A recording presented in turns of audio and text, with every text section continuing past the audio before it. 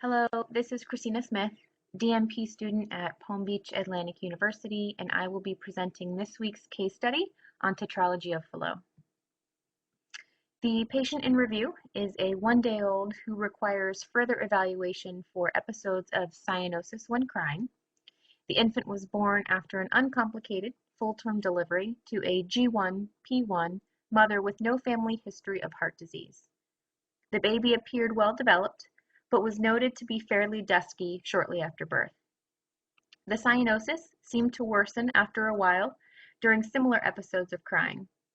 On physical assessment, an audible systolic murmur was noted. Lung sounds, along with the remainder of the assessment, were normal.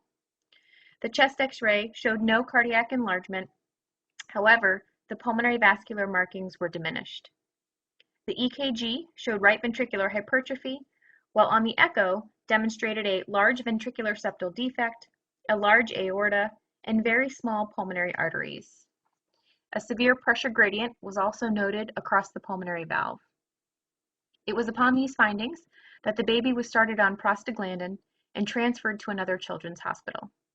After additional confirmatory tests were completed, the patient received a palliative surgical procedure followed by a complete repair at age 8 months.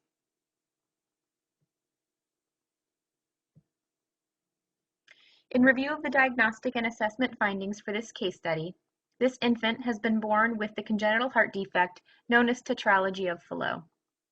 As one of the most common heart defects seen in children, its anatomical description includes a tetrad of malformations. Namely, they include a ventricular septal defect, a right ventricular outflow tract obstruction, typically seen as a narrowing or absence of the pulmonary valve or area just below the valve, an overriding aorta into the ventricular septum, as well as right ventricular hypertrophy. Clinical presentation of Tetralogy of Fallot depends upon the degree of pulmonary obstruction. Most patients born with this congenital heart defect will remain acyanotic as well as asymptomatic. However, if the obstruction is severe enough during the neonatal period, hypercyanotic episodes, otherwise known as TET spells, are the most obvious symptom.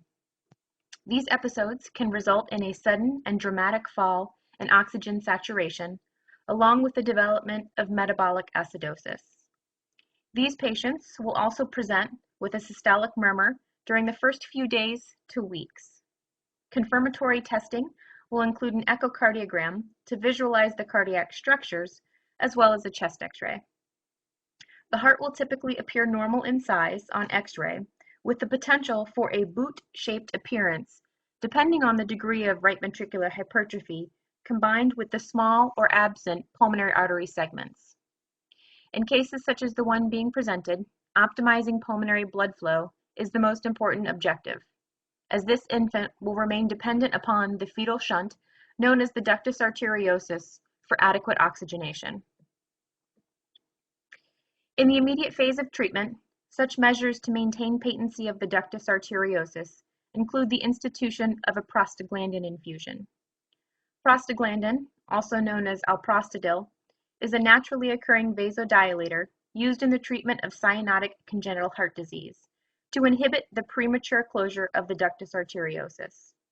As with this case, patency of the fetal shunt allows for passive pulmonary blood flow from the aorta to the pulmonary artery, improving oxygenation by alleviating the hypoxia caused by the right ventricular outflow tract obstruction. This patient was able to be stabilized and transferred to another local children's hospital for additional palliative procedures, which was likely a systemic to pulmonary shunt, such as the Blalock-Taussig or central shunt. Definitive corrective surgery is typically scheduled at about 3 to 6 months, wherein through a median sternotomy, while on cardiopulmonary bypass, the right ventricular outflow tract obstruction is alleviated, usually by pulmonary annuloplasty, transannular grafting, or a combination of other techniques to establish a source of pulmonary blood flow. The ventricular septal defect is then patched, creating 2 separate ventricular chambers. In this case, the patient tolerated both procedures well, as they were carried out without any complications. Thank you, and I hope you enjoyed this week's case study on Tetralogy of Fallot.